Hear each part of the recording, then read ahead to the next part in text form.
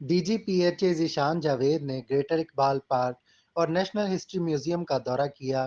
D G P H اے نے Greater Iqbal park میں صفائی ستھرائی، سیکیورٹی، عوامی سہولیات اور نیشنل ہسٹری میوزیم میں گزشتہ سال کے پروجیکٹ اور سال 2023 کے نئے اہداف کا مکمل جائزہ لیا۔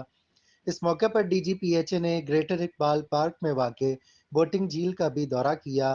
ان کے ہمراہ اس موقع پر ڈائریکٹر ہیڈ کوارٹر، ترجمان پی ایچ اے اور پروجیکٹ ڈائریکٹر موجود تھے۔